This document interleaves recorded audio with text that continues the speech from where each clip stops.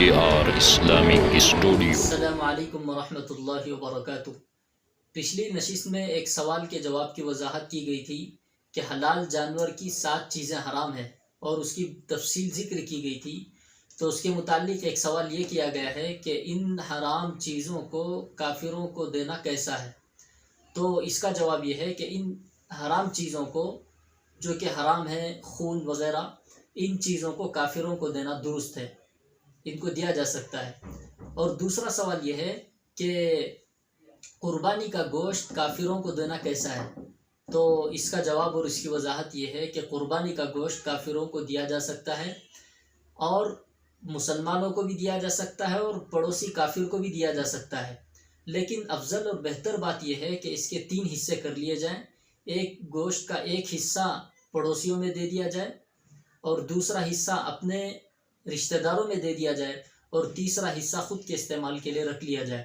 اور اگر کوئی شخص اپنے ہی لیے زیادہ ضرورت محسوس کر رہا ہو، تو اگر وہ دوسروں کو نہ دینا چاہتا ہو تو بھی اس کے لیے گنجائش ہے۔ اور اگر کوئی شخص یہ چاہتا ہے کہ پورے کا پورا قربانی کا گوشت صدقہ کر دے، پورے کا پورا گوشت پڑوسیوں میں تقسیم کر دے، تو اس کے لیے بھی یہ گنجائش ہے، اور یہ بہت اعلیٰ بات ہے۔ لیکن گنجائش دونوں کی ہے، حتیٰ کہ قربانی کا گوشت کافروں کو بھی دیا جا سکتا ہے۔ تیسرا سوال یہ ہے کہ ان حرام چیزوں کی بے و شراء کرنا کیسا ہے؟ تو اس کا جواب اور اس کی وضاحت یہ ہے کہ جو 7 چیزوں میں اول ذکر بہنے والا خون، یعنی وہ خون جو کہ جانور کے ذبح کرنے کے بعد اس کی رگوں سے باہر نکلتا ہے، اس خون کو دم مسفوح کہتے ہیں، اور یہ قطعی طور پر حرام ہے۔ تو اس خون کی بے و شراء درست نہیں ہے۔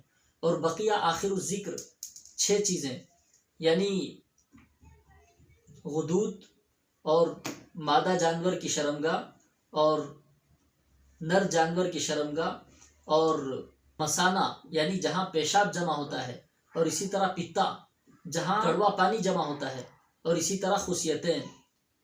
تو ان 6 چیزوں کو اگر بیچنا چاہے تو بیچنا ان کا درست ہے۔ اس کی وجہ اور علت یہ ہے کہ آدمی ان چیزوں کو اگر دوا کے طور پر استعمال کرنا چاہے، اور طبیب ماہر یہ کہہ دے کہ ان چیزوں کے استعمال ہی سے آپ کو فلاں بیماری سے شفا ہو سکتی ہے، تو علماء نے لکھا ہے کہ اس بیماری سے شفا یاب ہونے کے لیے ان چیزوں کا استعمال درست ہے۔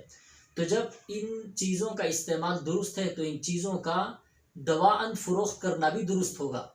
لیکن یہ قربانی کے جانور میں نہیں، قربانی کے جانور کی کوئی چیز فروخت نہیں کی جائے گی۔ قربانی کا پورا جانور محض اللہ کی رضا کے لیے قربان کیا گیا ہے، اس کو بیچ کر اس سے نفع اٹھانا یہ چیز درست نہیں ہے۔ ہاں، اس کو کھا کر اس کا نفع اٹھایا جا سکتا ہے، یہ چیز درست ہے۔